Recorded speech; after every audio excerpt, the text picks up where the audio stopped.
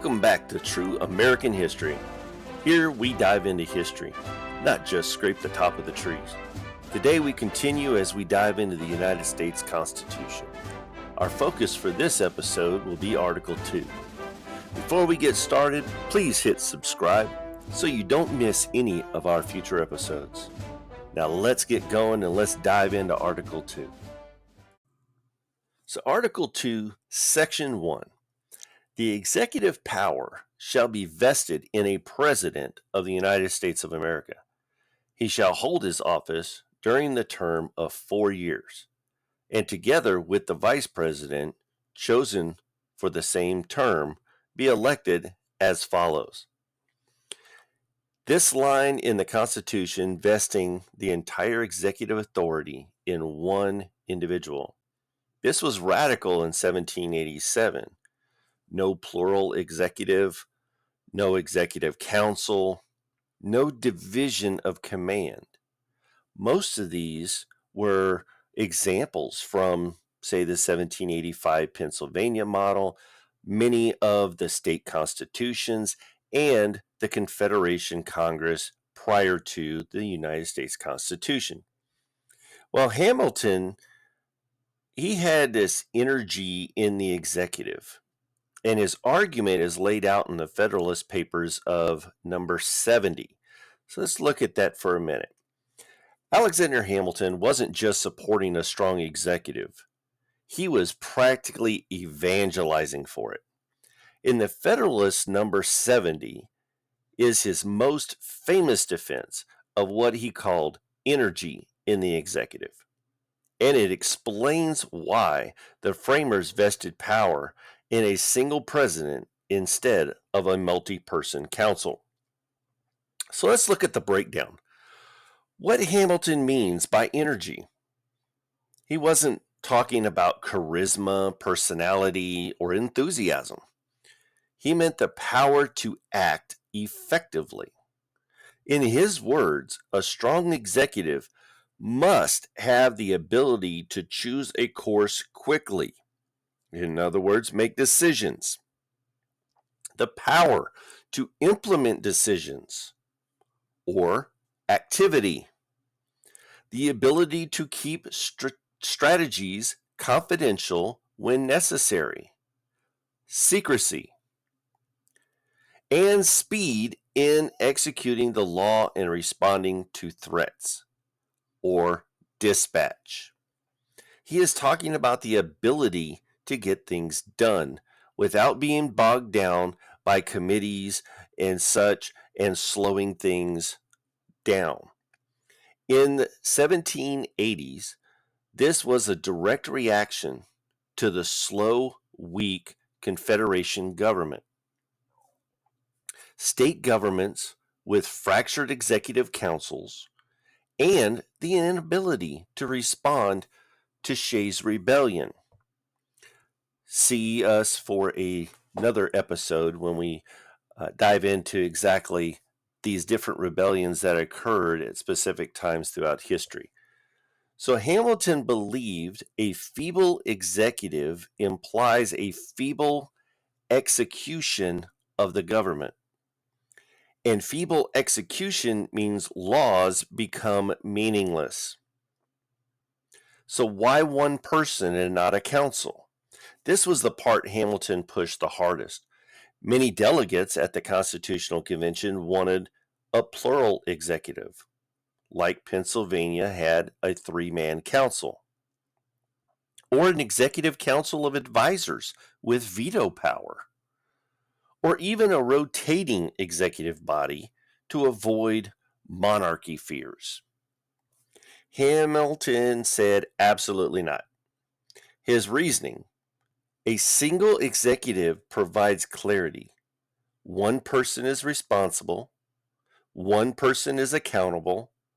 You know exactly who to praise or to blame. No finger pointing, no excuses, no hiding in committees. Hamilton stated unity is conducive to energy. Councils breed indecision. Multiple executives means there would be disputes and compromise, factionalism, delays, and diluted responsibility. In Hamilton's mind, a multi-person executive is basically Congress 2.0, and Congress was already slow and divided.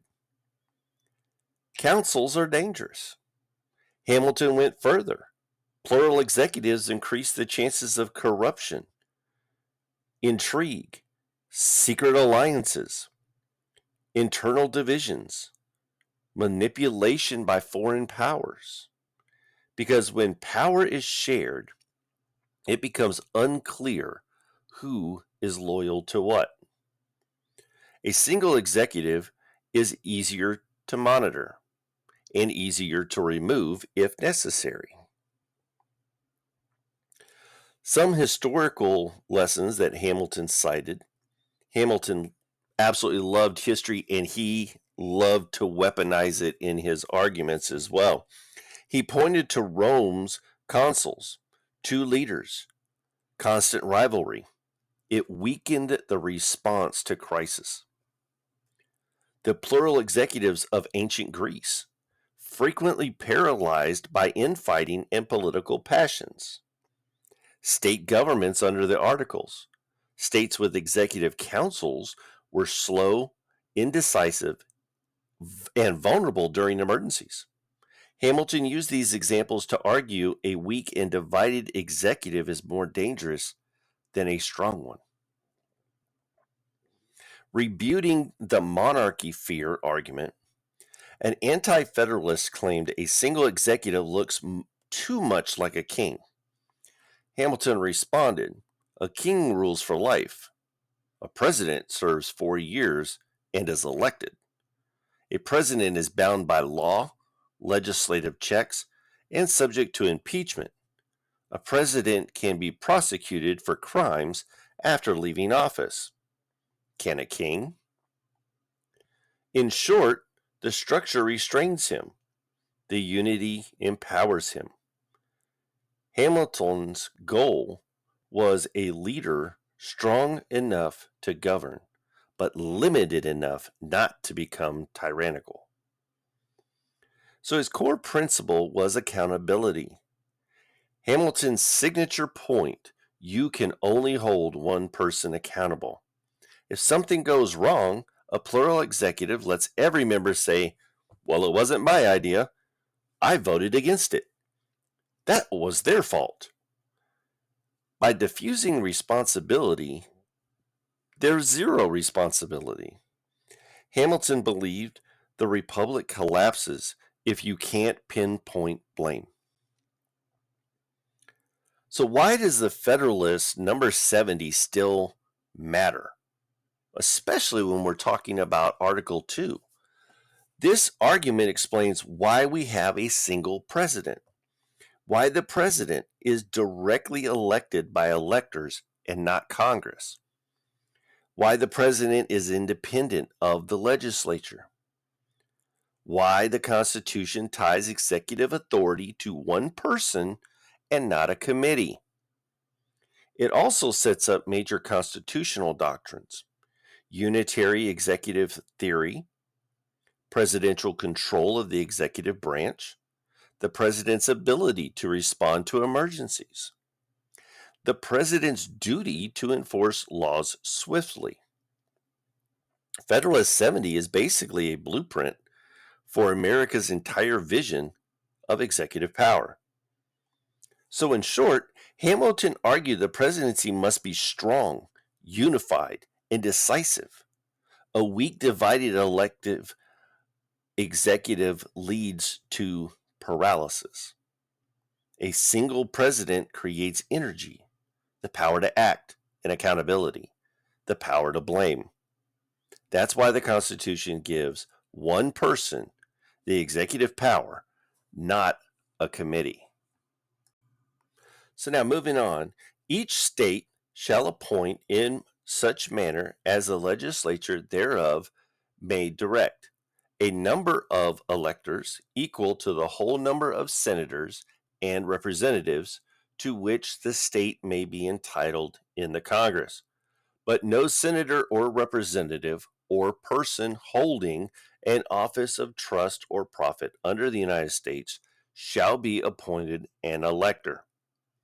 The electors shall meet in their respective states and vote by ballot for 2 persons, of whom one at least shall not be an inhabitant of the same state with themselves.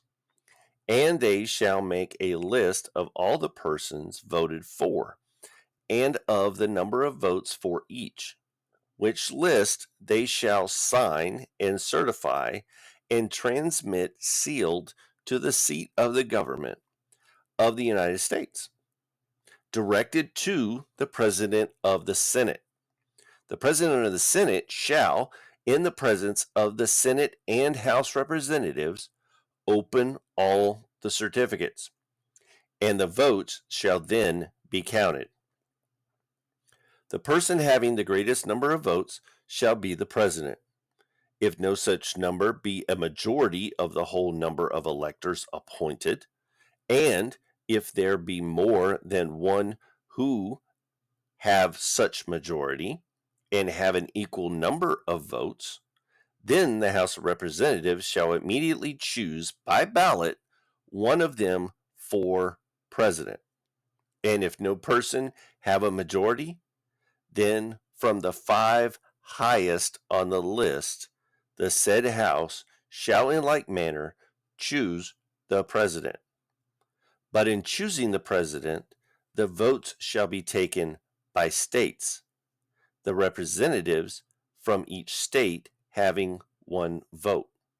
A quorum for this purpose shall consist of a member or members from 2/3 of the states, and a majority of all the states shall be necessary to a choice. In every case, after the choice of the president, the person having the greatest number of votes of the electors shall be the vice president. But if there should remain 2 or more who have equal votes, the Senate shall choose from them by ballot the vice president. So basically, whoever comes in second becomes vice president. No joint ticket, no running mates, no coordination, just second place gets the second office. This is the way it was back in the older days when the Constitution was originally written. This is how you ended up with people like Adams, which was a Federalist, as the president, and Jefferson, a Democratic Republican, as vice president. 2 completely different parties, 2 different agendas, but in the same administration. Absolute chaos. If there was a tie for second place, the Senate chose the vice president. Why this system failed? Well, the original system assumed no political parties.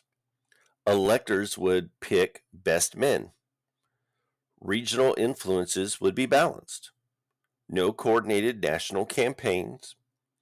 And by 1796 and 1800, this system blew up because parties emerged instantly. Electors voted on party tickets. The 2-vote system caused ties. Opponents ended up in the same administration. The Jefferson-Burr tide nearly broke the nation. This led to the 12th Amendment in 1804, which split votes into 1 for president and 1 for VP.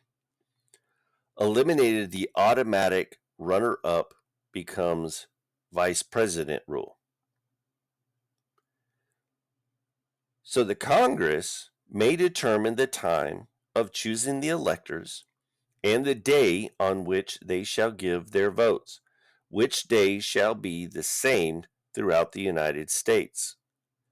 No person except a natural born citizen or a citizen of the United States at the time of the adoption of this Constitution shall be eligible to the office of the president. Neither shall any person be eligible to that office who shall not have attained the age of 35 and been 14 years a resident within the United States. No person except a natural born citizen. This is one of the most misunderstood lines in the entire Constitution. So you may end up loving how we go through this portion. Why natural born was included? The framers were terrified of the idea of a foreign prince or foreign agent grabbing control of the presidency. Remember, their context at this time was Europe was full of monarchs with heirs. Foreign nations routinely installed rulers in smaller states. The colonies had already been efforts by Britain to influence politics. Loyalty was a life and death matter in the 18th century. John Jay, later the first Chief Justice of the Supreme Court, famously wrote to Washington during the convention urging that the commander-in-chief of the American Army shall not be given to nor devolve on any but a natural-born citizen. The fear was clear. Someone born abroad might have hidden loyalties or foreign allegiances. What does natural-born citizen mean pre-1860? Well, before 1860, American courts and legal scholars understood it through English common law, which was the natural-born subject, the law of nations, as summarized by Vattel, state laws that carried over colonial definitions.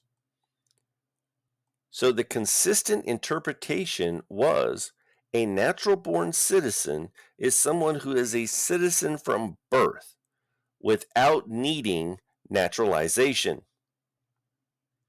So who counted? Anyone born on U.S. soil, with tiny exceptions like diplomats. Children born abroad to U.S. citizen parents per the Naturalization Acts of 1790 and 1795. It is important to note that the 1790 Act actually used the phrase natural-born citizens.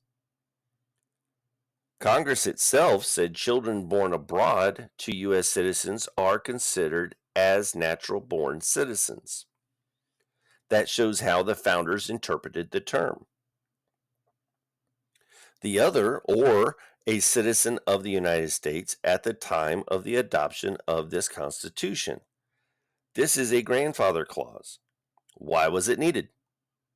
We were a new nation because in 1787 there were literally 0 natural-born U.S. citizens old enough to be president.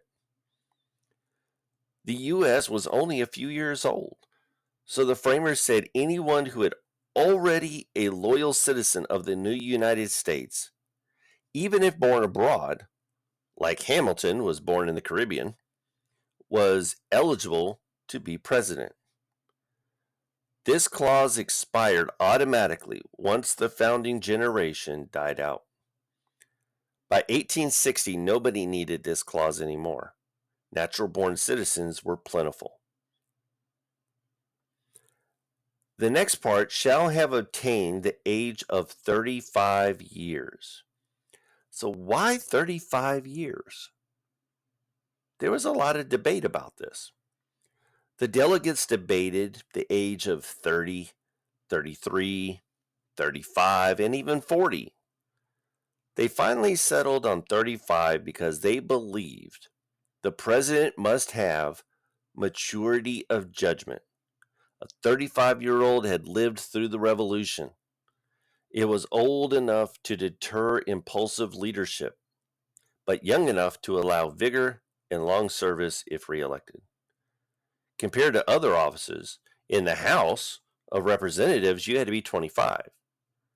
In the Senate, you had to be 30. But as president, you had to be 35. So you can also see how the increase of age throughout the positions of responsibility increased by 5 years roughly each time. This tracks the framers' hierarchy of increasing responsibility. By 1860, this was universally accepted and never litigated, and been 14 years a resident in the United States. What counted as a residence? Well, pre 1860 interpretation was very broad. Continuous residence not required, could include time abroad for U.S. service. What mattered was domicile. Was your domicile your permanent home? Intent mattered as much as physical presence. What did this mean? Is that it meant that diplomats, military officers, merchants, spies, people on long foreign missions did not lose their eligibility. But why 14 years? This ensured the president had strong ties to the nation, knowledge of local conditions, and independence from foreign influence. Some delegates pushed for 21 years, matching the age of majority plus 4 years. They settled on 14 as a compromise. So the framers created 3 filters for the presidency. You must be a natural born citizen to prevent foreign interference and ensure lifelong loyalty. You must be at least 35 years old to ensure judgment, stability, and maturity. You must have lived 14 years in the United States to guarantee deep familiarity with American society. And for the founding generation only, anyone who was a U.S. citizen in 1787 could serve, even if foreign born, because otherwise no one would have qualified. In case of the removal of the president from office or of his death, resignation, or inability to discharge the powers and duties of the said office of president, the same shall devolve to the vice president, and Congress may by law provide for the case of removal, death, resignation, or inability, both the president and vice president declaring what officer shall then act as president, and such officer shall act accordingly until the disability be removed, or the president shall be elected. So when we look through things, there's a presidential secession clause. So that's Article 2, Section 1, Clause 6. In 1787, the original wording was this clause deals with 4 events where the president cannot serve: removal, death, resignation, or inability. And it creates 2 major systems: immediate secession by the vice president, congressional authority to set further secession rules. But the meaning of this clause was not clear, and early history proves it. So let's break it down. In the case of the removal of the president by death, resignation, or inability, these 4 conditions cover all the possibilities. So as we mentioned, the removal, which would be via impeachment and conviction; death, which is pretty self-explanatory; resignation, which no one imagined would happen until it did in 1974 by Richard Nixon; or the inability to serve, the most confusing term. What does inability mean? Well, in 1787, the framers never defined it, but examples they discussed included serious illness, mental incapacity, kidnapping, imprisonment, temporary incapacitation, meaning a stroke, coma, surgery. We see that happen a lot if the president has to go in for a medical procedure; or physical inability to communicate decisions. Before 1860, inability was entirely political, not medical or legal. There was no procedure, no vote, no panel, nothing. This ambiguity nearly destroyed several administrations. The same shall devolve on the vice president. This is the heart of the early constitutional crisis. Key ambiguity. Does the vice president become the president or merely act as the president? The Constitution says the powers and duties devolve, not the office itself. This created a constitutional gray area. And the 1841 Tyler precedent ended up showing some of that. When William Henry Harrison died in 1841, Vice President John Tyler declared, "I am the president." Many in Congress argued he should only be acting president. Tyler refused. He took the presidential oath and exercised full authority. This became known as the Tyler precedent, the de facto rule until the 25th Amendment formalized in 1967. Before 1860, this is the defining interpretation. So Congress may, by law, provide for the case of removal, death, inability of both the president and the vice president. This is the Secession Authority Clause. Congress has the power to identify the next person after the vice president, choose any federal officer. Now, officer refers to an executive officer, not necessarily a member of Congress. They also have the power to establish procedures and regulate what happens during simultaneous vacancies. So early congressional actions, the Presidential Succession Act of 1792, Congress decided that if both the president and the vice president were out, the president pro tem of the Senate, then the Speaker of the House, and then a special election for a new president if enough time remained in the term would happen. So an important note on all this is many framers hated using legislatures in succession. Right? There was Montesquieu who warned against mixing branches, which if you have the Speaker of the House or the President of the Senate, you got the legislature coming over to the executive. Officer, meaning executive officer, was widely argued at the time. And in 1792, the act violated that view. This was the law through the entire antebellum era, right up to 1860 and beyond.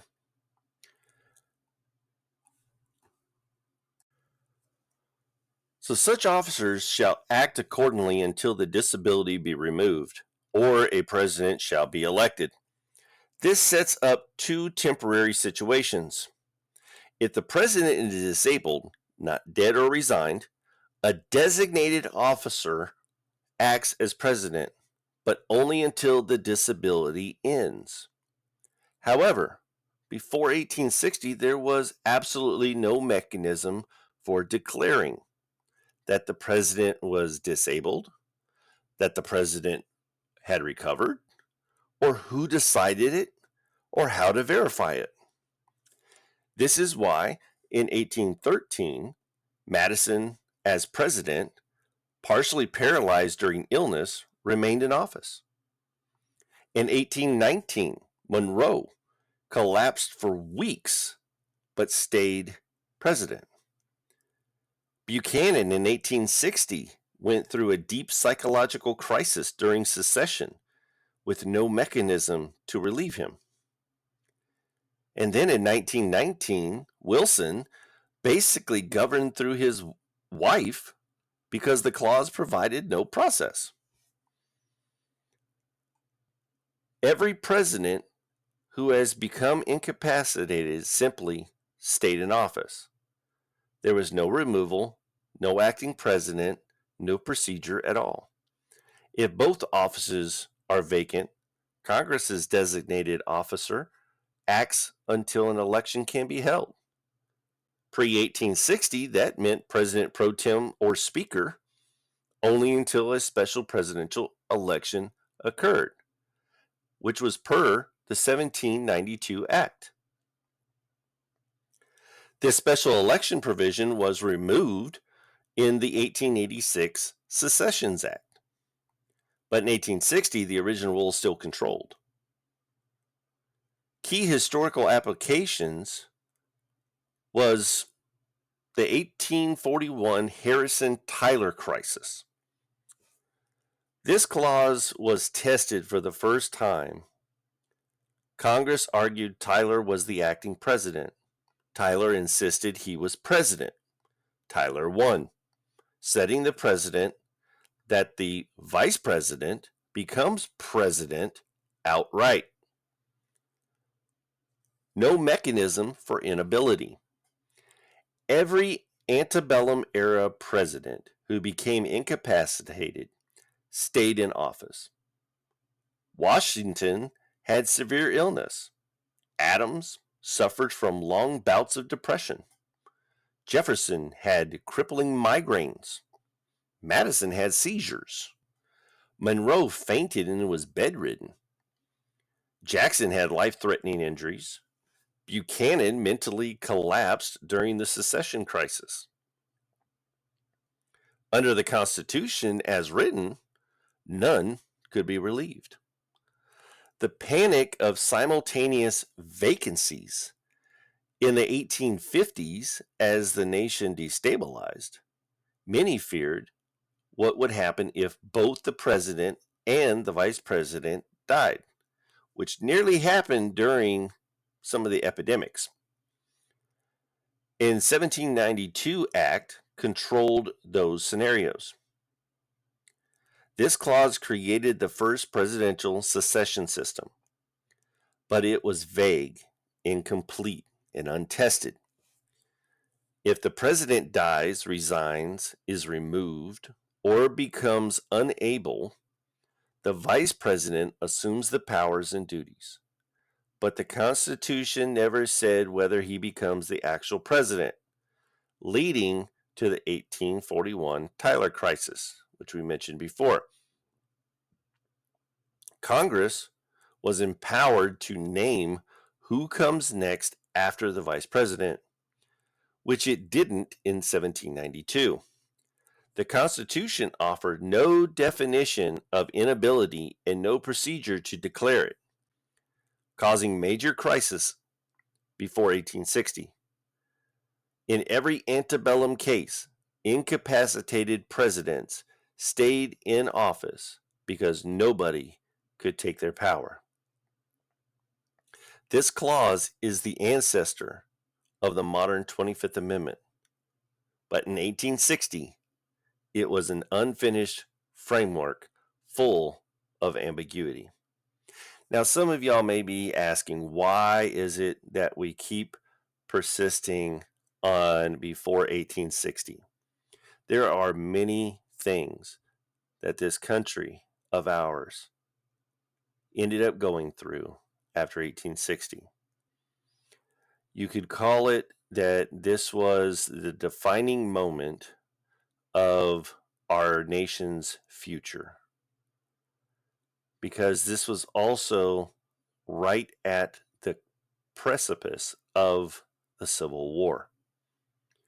So a lot of the things that we're looking at right now, going through the Constitution, is going to be before 1860.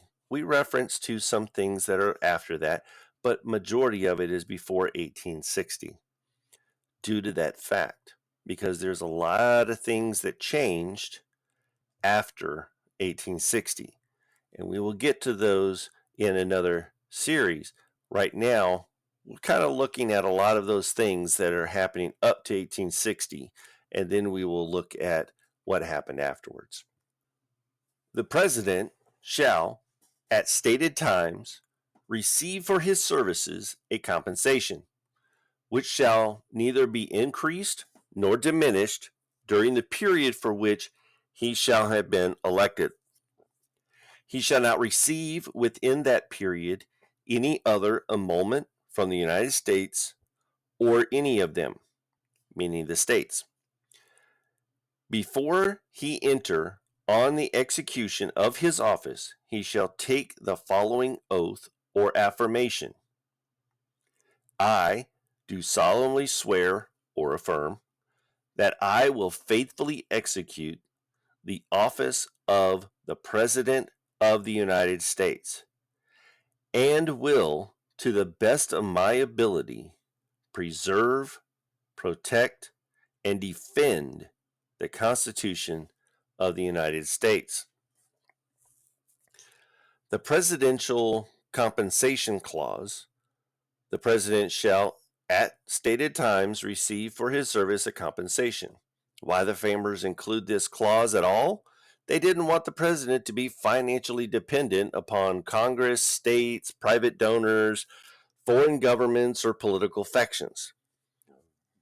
Remember what they saw when they were in Europe. Kings bribed the nobles. Nobles bribed the king.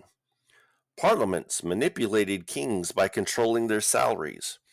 Foreign powers corrupted leaders with gifts and pensions and marriages. The framers said, absolutely not. This ain't happening. The president must be financially independent to maintain political independence. Now, at stated times, the pay must be regular, right? We all got our regular paydays. This prevents Congress from delaying pay, suspending pay, using salary as leverage, punishing the president with financial pressures. Regular compensation equaled the freedom from legislative control. Now, which shall neither be increased nor diminished.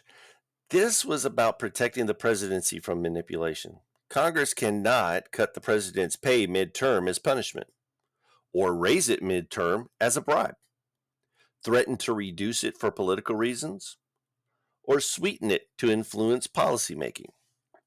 The framers wanted the salary issue locked for the entire 4-year term. This keeps the executive branch independent from the legislative coercion. And he shall not receive any other emolument. This is the original anti-bribery, anti-influence clause for the president. Emolument meaning benefit, gift, payment, perks, title, favor, or compensation. That is emolument. The president cannot receive from the United States federal government or any state government any additional benefit. Why? Because state level factionalism in the 1780s was vicious. Imagine if Virginia sends the president a mansion, or Massachusetts offers a pension, New York grants land, Pennsylvania pays consulting fees. That would destroy the Union. This clause prevents state bribery, federal agency bribery, compensation through back channels, cheating dependency on any political faction, using state benefits to influence national decisions. It ensures the president is beholden to the Constitution, not to financial favors. Now, the Presidential Oath Clause, this is the only oath written word for word in the Constitution. That shows how important it really is. It includes 3 major promises. I will faithfully execute the office of president. This is the promise to perform the job, meaning enforce laws, execute policies, uphold federal authority, carry out duties under Article 2. It is a direct rejection of ceremonial monarchy, passive figureheads, or puppet executives. Faithfully execute demands active leadership. Then, to the best of my ability. This phrase acknowledges human limitations, imperfections, and responsibilities. It is not an escape clause. It's a standard of sincerity and maximum effort. The framers wanted honest execution, full commitment, no intentional neglect, no lazy or passive leadership. Preserve, protect, and defend the Constitution. This is the heart of the oath. It means preserve, maintain its existence and integrity. Don't let it be dismantled. To protect it, shield it from attack, external or internal. Guard against threats to the structure. Defend, actively uphold it. Use lawful power to stop violations. This is bigger than just enforcing laws. It means the president's highest loyalty is not to Congress, not to the people, not to the states, and not to a party, but to the Constitution as the supreme law. This is why Lincoln later argued in 1861 that the oath puts the preservation of the Union and Constitution above all other duties. This oath creates the foundation for executive enforcement powers, executive war powers, emergency actions, defense of constitutional order, rejection of unconstitutional commands. It is the source of the president's obligation to reject illegal laws and resist unconstitutional actions. Now, let's look at some historical context before 1860. So, looking at Washington's oath, when Washington took the oath in 1789, he added, "So help me God." This set an unofficial tradition. Adams and Jefferson saw this oath as a legal binding contract. They argued the president must refuse to execute unconstitutional laws. In 1832, Jackson had openly cited the oath to justify vetoing the bank bill, saying the president must use independent judgment to defend the Constitution.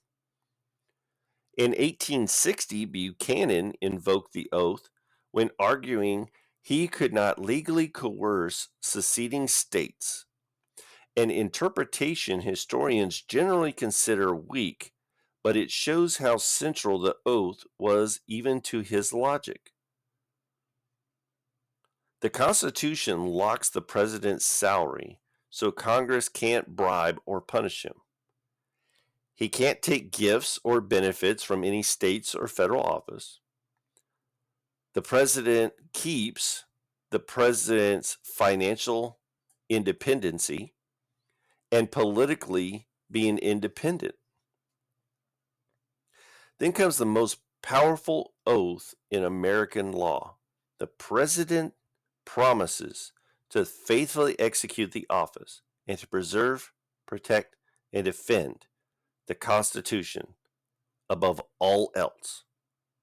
This oath makes the Constitution, not Congress, not the states, not public opinion, the president's highest duty. All right, let's move on to Section 2.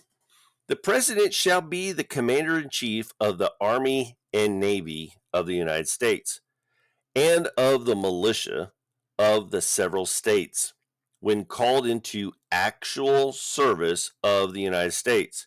He may require the opinion in writing of the principal officer in each of the executive departments upon any subject relating to the duties of their respective offices.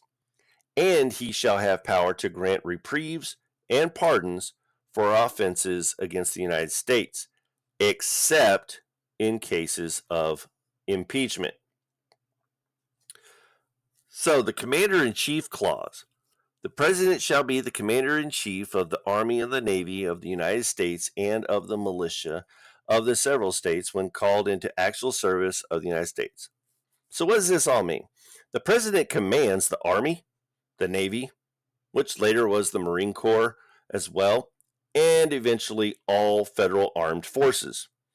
The state militias he controlled only when they were federalized. Besides that, they were rendered to the states, and the governors command those.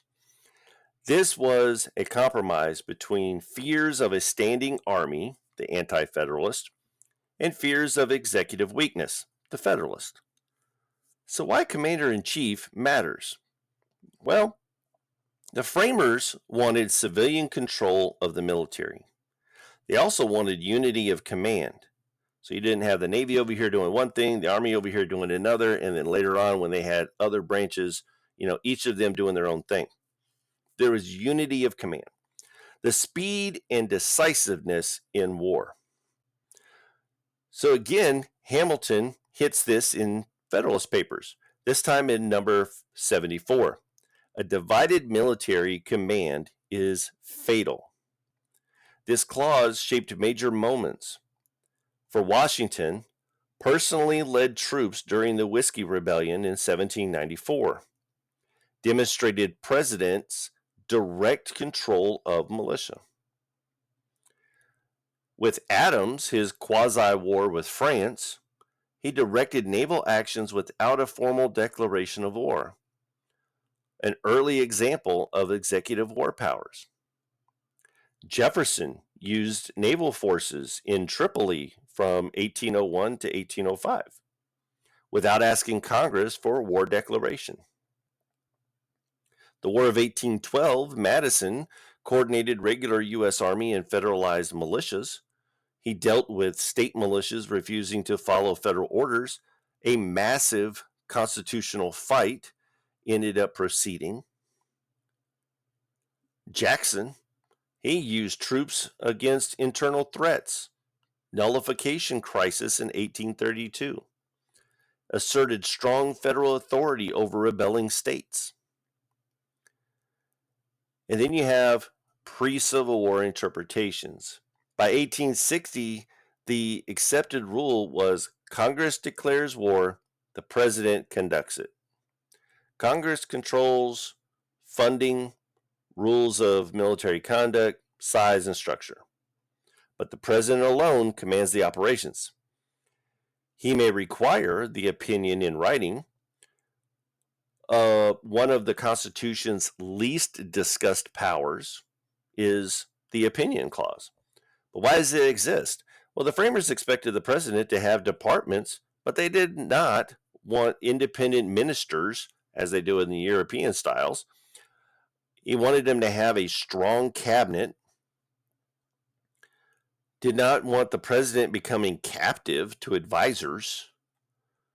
So they gave the president the power to demand reports, demand explanations, demand accountability, and maintain control over the executive branch.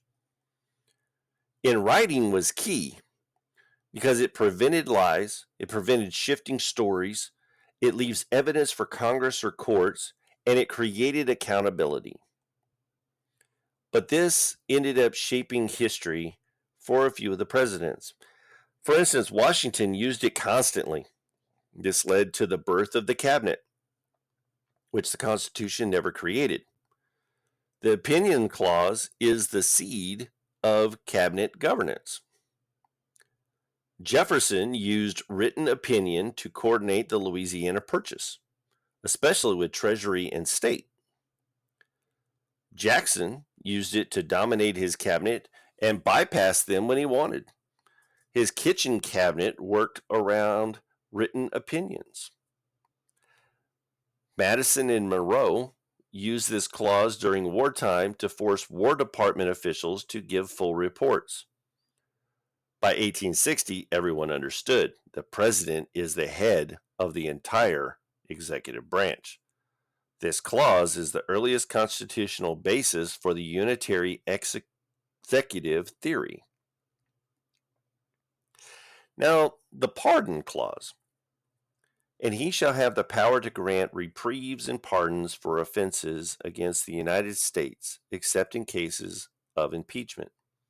This is one of the most powerful unilateral authorities the president possesses. What it includes is a presidential pardon power is absolute, no approval needed. It's complete, covers all federal crimes. Pre-trial, post-trial, post-conviction, and even pre-charge. A president pardon power is absolute. A key Supreme Court cases that handled some of these was the United States versus Wilson in 1833 and Ex parte Garland in 1860 draft arguments. Clarifies a pardon is an act of grace. A pardon wipes out the legal consequences of the offense. A pardon may be rejected by the person receiving it, and Congress cannot limit the pardon powers. Now, there are some exceptions. The president cannot pardon impeachments. Period, stop, full stop. If the House impeaches and the Senate convicts, the president has zero authority to stop it. Washington used pardons to defuse the Whiskey Rebellion, showed mercy without undermining the law. Then you have Adams issued key pardons during the quasi-war controversies. Jefferson pardoned individuals convicted under the Sedition Act, directly using a clause to push back on what he saw as unconstitutional laws. Jackson used the pardon power in politically explosive circumstances, including for piracy and treason cases. And in the 1850s, Buchanan issued pardons for individuals involved in violent abolitionist and pro-slavery actions in Kansas. However, by the 1860s, the pardon power was understood as a broad constitutional check against unjust federal law or unjust application of law. This part of the Constitution gives the president three major powers. He is the commander-in-chief. The president commands the Army, the Navy, and the state militias when they are called into federal service. However, Congress declares wars, but the president conducts it. He has the right to require written opinions and demand those written reports from department heads. It's the foundation of the cabinet and the president's control over the entire executive branch. And then he also has the pardon power. The president can pardon or reprieve any federal offense at any stage except impeachment. This gives the president the ability to show mercy or correct injustice. Together, these powers create a president who leads the military, oversees the entire executive branch, and has one of the strongest constitutional powers of mercy in the world. So he shall have power by and with the advice and consent of the Senate to make treaties, provided 2/3 of the senators provide concurrence, and he shall nominate, and by and with the advice and consent of the Senate shall appoint ambassadors, other public ministers and consuls, judges of the Supreme Court, and all other officers of the United States, whose appointments are not herein otherwise provided for, and which shall be established by law. But the Congress may by law vest the appointment of such inferior officers, as they think proper, in the President alone, in the courts of law, or in the heads of departments. The President shall have power to fill up all vacancies that may happen during the recess of the Senate by granting commissions which shall expire at the end of their next session. So the president negotiates and the Senate approves. The Constitution creates a shared power here. The president can lead negotiations and set foreign policy directions. However, the Senate must review those, debate them, and they must be ratified by a 2/3 supermajority in order for it to go through. This is not a joint negotiation, and it's not Congress approving foreign policy generally, but they must codify it. They must ratify it for it to be law. It's specifically a check on binding agreements with foreign nations. But why 2/3? Why not just a simple majority? The framers wanted protection from rash or partisan treaties, national unity on binding international commitments, a break on executive enthusiasm, credibility abroad with foreign nations trust treaties more when 2/3 of the Senate signs off on it. So, what are some of the early historical examples? Well, you have the Jay Treaty in 1795 that Washington put forth. Explosive political fight. The Senate barely approved it at 20-10. This case defined the President-Senate treaty process. Then you had Jefferson in 1803 with the Louisiana Purchase. Jefferson used the treaty power to legally justify acquiring territory. The Senate ratified it overwhelmingly. In 1800, Adams and the Treaty of Mortefonte ended the quasi-war with France. Again, showed the president's negotiations, and the Senate approves. By 1860, this was settled doctrine. Treaties required both branches, but negotiations are executive-led. Now, the appointment powers, where it states, and he shall nominate, and by and with the advice and consent of the Senate shall appoint. This is the structure of federal staffing, the foundation of the executive branch.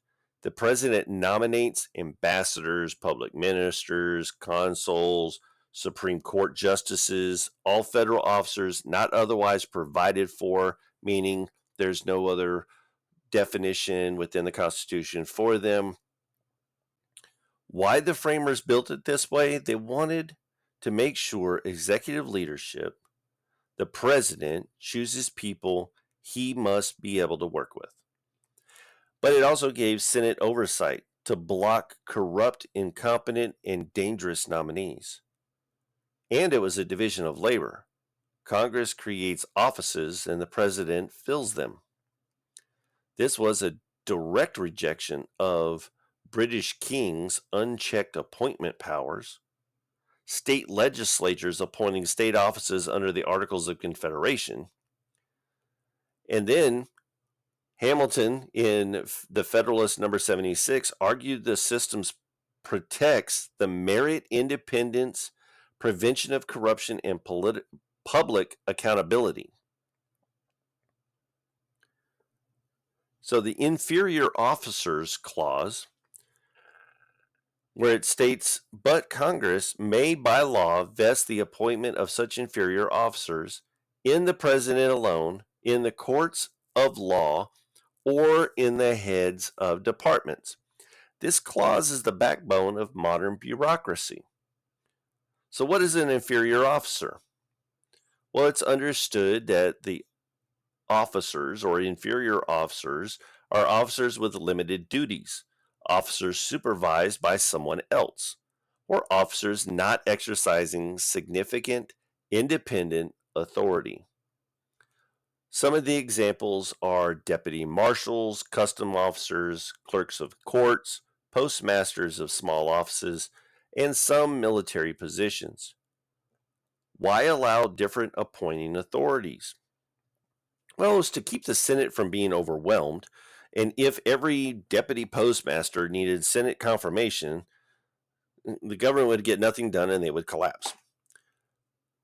Congress could decide the president alone appoints, or a department head appoints, or the courts appoint. For instance, the district courts appoint their own clerk of their court. This spreads the administrative load across equal shoulders. The recess appointment power. The president shall have the power to fill all vacancies that may happen during the recess of the Senate by granting commissions which shall expire at the end of their next session. So this was interesting. In 1787, Congress met only a few months per year.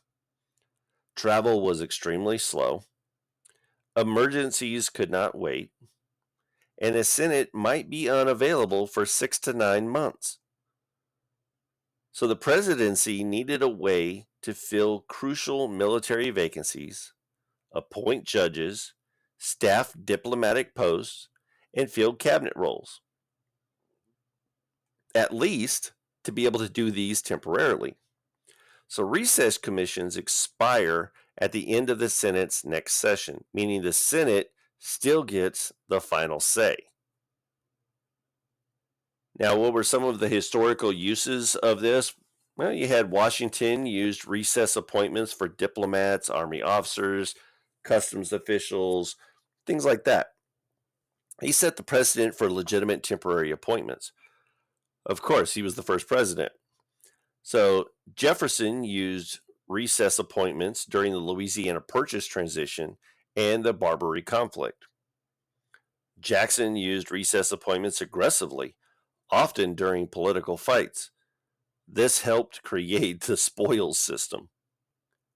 But Senate pushback in 1850s, several senators angrily accused President Pierce and Buchanan of abusing recess appointment to install politically loyal officers. But legally, it remained valid. So there's 3 powers that become the big picture.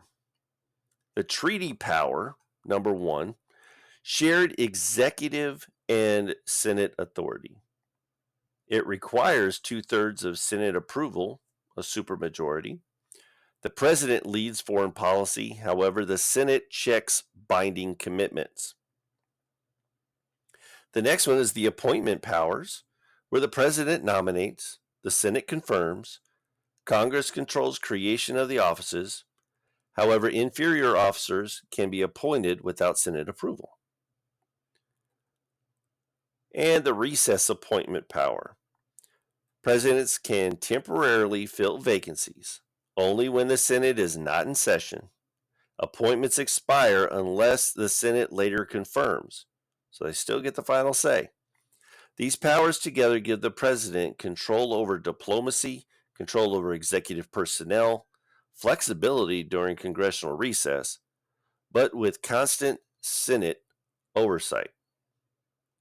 It's a careful, balanced system the framers fought over for months. Section 3. He shall from time to time give to the Congress information of the state of the Union and recommend to their consideration such measures as he shall judge necessary and expedient.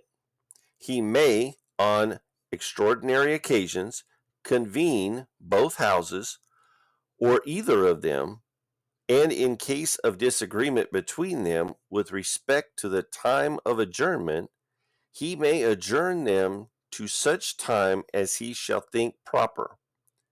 He shall receive ambassadors and other public ministers. He shall take care that the laws be faithfully executed, and shall commission all the officers of the United States. So he shall from time to time give Congress information of the state of the Union. The framers here intended that the president must report, communicate, inform, and update Congress about national conditions. This was meant to keep the legislature from operating in the dark and to encourage transparency, prevent misinformation, and force the executive to publicly justify major actions. Washington delivered the first State of the Union in person in 1789, and Congress loved it. Jefferson hated the monarchical feel of speeches.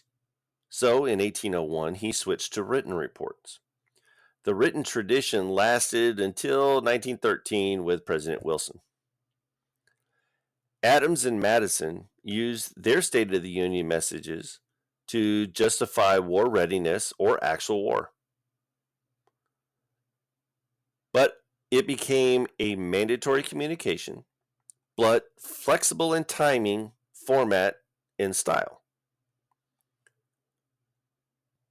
and recommended to their consideration such measures as he shall judge necessary and expedient. The president is not a passive executor. The framers wanted the president to propose policy, shape legislation, lead on national initiatives, and give Congress direction on what needs to be done. The president was supposed to have the pulse of the people. This clause allows agenda setting, which is a powerful form of leadership. Washington recommended the creation of the bank, the mint, and the neutrality policies. Jefferson asked Congress to fund the Louisiana Purchase implementation. Madison recommended war measures in 1812, and Jackson recommended dismantling the bank, and Congress couldn't ignore him. This is the constitutional foundation for presidents, where they have legislative proposals, national priorities, budget requests, and reform agendas. Now, he may, on extraordinary occasions, convene both houses or either of them.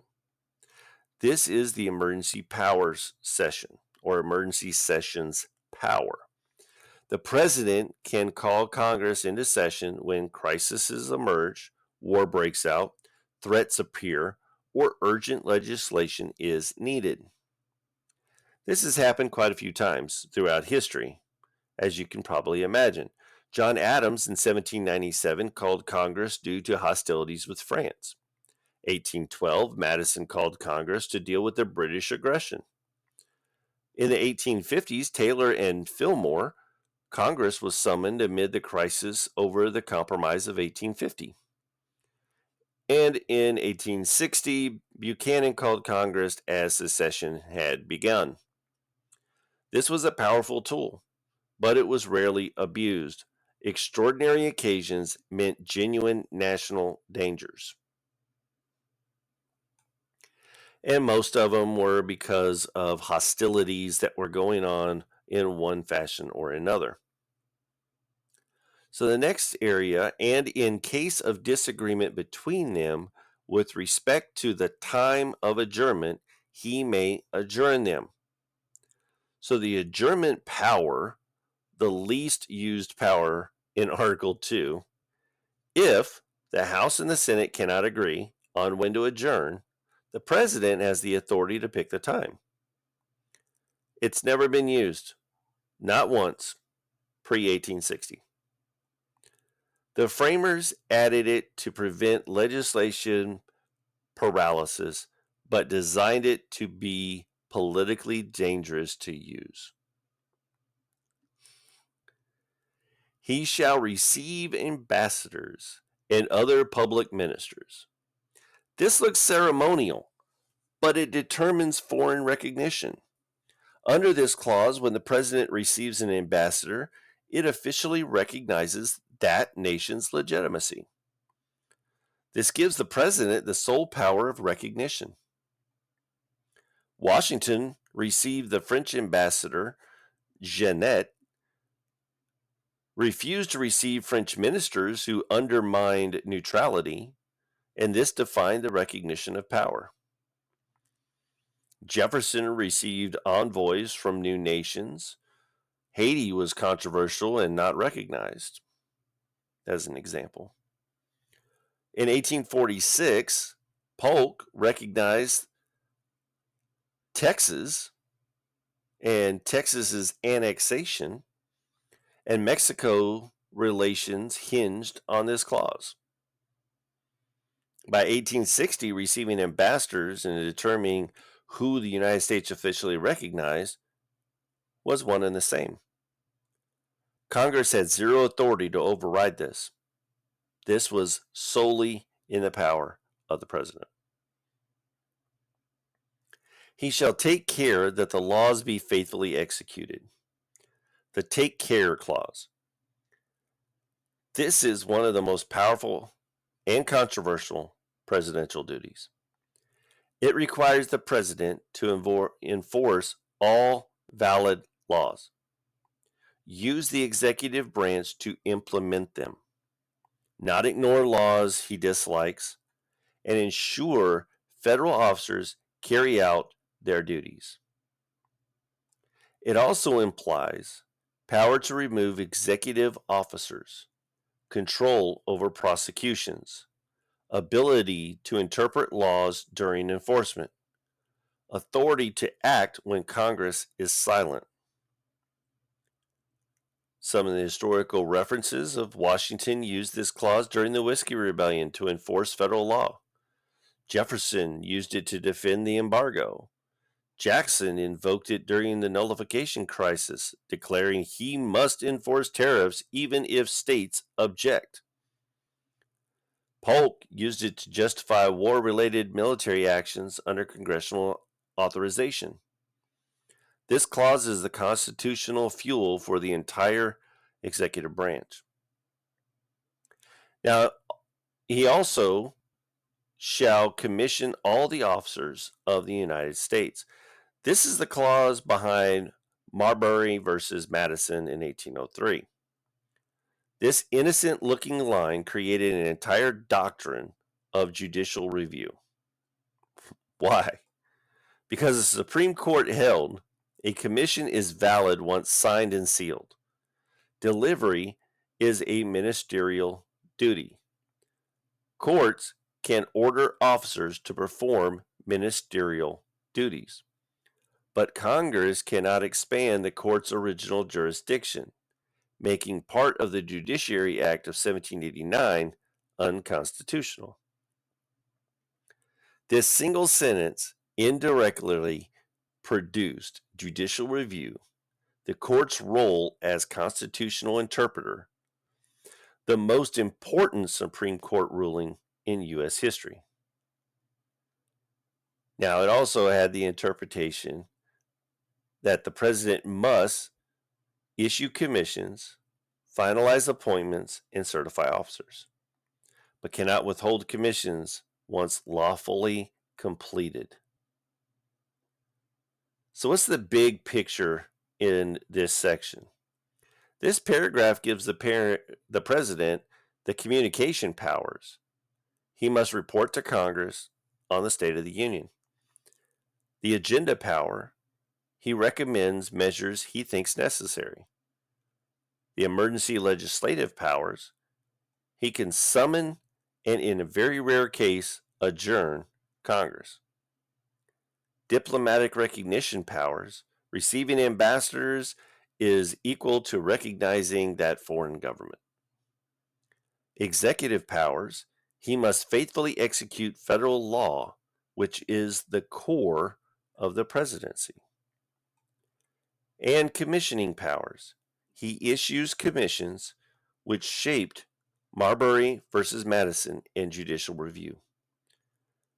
Together, this paragraph turned the presidency from a simple executive into the chief communicator, chief diplomat, chief legislator, and chief law enforcer of the United States. So let's move on to Section 4. The President, Vice President, and all civil officers of the United States shall be removed from office on impeachment for and conviction of treason, bribery, or other high crimes and misdemeanors. Impeachment and removal clause. This clause creates who can be impeached, how they can be impeached, why they can be impeached, and what happens after impeachment. Now, we have to be very, very specific in this because every word matters and can change the meaning of any of this legally or lawfully if it is misconstrued or changed in any way. So, who can be impeached? The president can be impeached. This is the ultimate check on the executive abuse. The Republican remedy, which Madison helped bring forth. The vice president can be impeached. To avoid a vice president benefiting from a president's removal while escaping accountability. All civil officers of the United States. This includes cabinet secretaries, ambassadors, federal judges, executive officers, and high-level administrative officials, but not members of Congress. They are disciplined by their own chambers. That was in Article 1, Section 5. The first federal officer ever impeached was in 1797, and that was Senator William Blount. But the Senate declared senators are not civil officers. Judges, by contrast, were repeatedly impeached before 1860. The removal requires both impeachment and conviction. So you can be impeached, but does not mean you will be removed. Impeachment equals indictment in the House. A simple majority is all that is needed, but this is literally the accusation stage. So if you really think about it and break it down to what we might know today, is an impeachment is a grand jury, although it's not kept in secrecy as most grand juries are because it plays out in the House. But once it gets to the trial, that is where the Senate comes into play. And in the Senate, they try the impeachment. So based off of the information that comes out during the impeachment, now the Senate holds court basically on the Senate floor, and if they find the president, the vice president, or any of the officers to be guilty, now they have a verdict and a conviction. However, instead of just a simple majority, this requires a supermajority of the senators, and so that requires a 2/3 of the senators present. Now let me specify on that again. 2/3 of senators present. So if something happens to one of the senators and they are not present, they are not counted within the 2/3. So having a maximum participation on the Senate floor is vital. This two-step structure prevents political hit jobs. Now, there's got to be a formal grounds for impeachment. The framers did not want impeachment to cover policy disagreements or mere unpopularity. They debated the wording fiercely in the Constitutional Convention, and the final grounds were treason, which is defined in Article 3, which will come up in our next episode. Requires an overt act and 2 witnesses, and narrow on the purpose. Bribery, straightforward selling influence, taking gifts for official acts, so forth and so on. The framers saw bribery as a fatal breach of public trust. And then lastly, other high crimes and misdemeanors. Now this is the big one because it's kind of vague. What does high crimes and misdemeanors mean? Well, it doesn't mean ordinary crimes, petty crimes, or only criminal law offenses. What it does mean is abuse of public office, violation of public trust, corruption, misconduct, or betrayal of duty. The phrase comes directly from British impeachment traditions, where it covered abuse of power, neglect of duty, violations of oath, disobedience of law, corruption, cronyism, misconduct dangerous to the state, political oppression. Well, in the Federalist number 65, Hamilton called them offenses which proceed from the abuse or violation of some public trust. So before 1860, American impeachments followed the British model exactly. Judges were removed for drunkenness, arbitrary rulings, abuse of contempt power, corruption, mental instability, political persecution, and failure to perform duties. None of these were crimes in a statutory sense. They tell you pretty much everything. So, what are some of the history in impeachments that occurred pre-1860? Well, let's see here. You had a Supreme Court justice named Samuel Chase, 1804 to 1805, was impeached for partisan judicial behavior. Although the Senate acquitted him, establishing that political bias is not enough. In 1803, John Pickering, a federal judge, was removed for mental instability and drunkenness. Not a statutory crime, but violation of office. District judges in the early 1800s were impeached for corrupt rulings, refusing to follow federal law, and misusing power. Executive officers, custom collectors, tax officials, and treasury officers were impeached for corruption and misuse of funds. All of this shaped the antebellum understanding.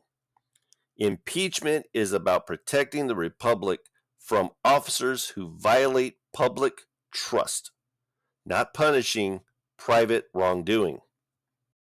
Mandatory removal. This clause that states shall be removed from office. Now remember, shall means mandatory. There is no negotiation in it. If the word shall is there is no negotiating. If it says may or should, that can be determined elsewhere. However, if shall be removed means there is no other arguments to be made. It will happen. So, shall be removed from office. If the Senate convicts, removal is automatic. No debate, no discretion, period. They are removed. The framers wanted to make sure convicted officials were immediately out. No bargaining, no partial punishment, and no leniency deals. And obviously, as we know, impeachments, there are no pardons. The Senate may add disqualification from future office, but removal is automatic. This clause creates the Republic's ultimate safeguard against corruption and abuse. The President, the Vice President, and all federal officers can be impeached. The House impeaches or accuses or holds the grand jury. The Senate convicts or tries and holds the trial. Removal requires both steps, the House and the Senate. Grounds include treason, bribery, and high crimes and misdemeanors, a term that means abuse of public trust, not just criminal behavior. Before 1860, judges and officials were impeached for corruption, misconduct, drunkenness, and violation of duty, which none are statutory crimes. But they do fall underneath the terms of high crimes and misdemeanors. Impeachment is not about punishment. It's about protecting the Constitution from officers who betray it. So in summary, what does all this mean? So what with the Article 2? Why does it actually matter? Well, Article 2 took the United States from a weak, drifting confederation and gave it a real leader. Everything we just walked through has one purpose: to build a presidency strong enough to run a nation, but limited enough to never become a king. Here's a blunt truth: a single executive for strength and accountability. The framers rejected committees and councils. One president was what they wanted. And one president means one person to lead, one person to blame, and one person the people can hold accountable. This is energy plus responsibility. And that is what the Hamilton formula laid out. Presidential elections create national leadership. The original electoral college system forced broad national support. No regional tyrants, no foreign princes, and a leader with loyalties rooted in the young republic itself. Now, the other piece is that it showed the qualifications which prevented foreign influence and immaturity. You had to be a natural born citizen, minimum age of 35, 14 years of residency, which ended up filtering out all foreign agents, child politicians, and people with shallow ties to the nation. Secession keeps the republic alive. No monarchy, no dynasty, but also no power vacuum. The vice president steps in if needed. Congress sets backup plans, and the government continues even in a crisis. So there's always somebody that is being identified to step up if something was to happen.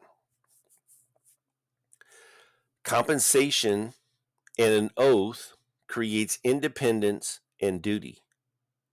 You can't bribe a president normally. You can't punish him with pay cuts. You can't buy him off with state gifts. And his only loyalty must be to preserve, protect, and defend the Constitution. That oath is the anchor of the entire republic. Additionally, he is the commander-in-chief, but not a king. The president leads the military, but Congress funds it, Congress declares war, and Congress regulates the military. This is a power split. No single branch can march the country into tyranny. Now, diplomacy and appointments create a real government. The president represents the nation abroad. He picks ambassadors, judges, generals, and officers, but the Senate checks every major choice. Foreign policy and federal staffing require cooperation. And there you have the checks and balances between the executive and the legislature. The Take Care Clause makes the president the chief enforcer. He must execute the laws, even the unpopular ones. He can't ignore or suspend laws like kings of old did. He has to run the government faithfully. This is the backbone of the executive branch.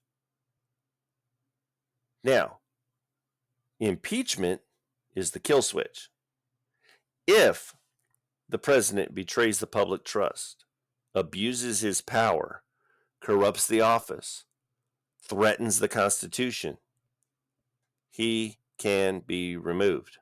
Not by mobs, not by generals, not by assassination, but by law. That is the American way. So the final takeaway that I want to leave with y'all is Article 2 builds a presidency strong enough to defend the Constitution, enforces the laws, and leads the nation, but strictly limited and consistently checked. It is a system built on balance between power, accountability, duty, and safeguards. We have no kings, no dictators, no powerless figureheads. Just a civilian executive entrusted to carry the weight of the republic under law and answerable to we the people. So thank you for joining us today. If you like this episode, please help us out and hit that like button. Also, please leave us a comment and share with somebody that wants to learn more about American history. Also, please subscribe so you don't miss out on any of our future episodes. I want to thank you for joining us today. We look forward to seeing you again as we dive into true American history. This episode is brought to you by Indigo-Enterprises. Thank you all. God bless, and God bless America.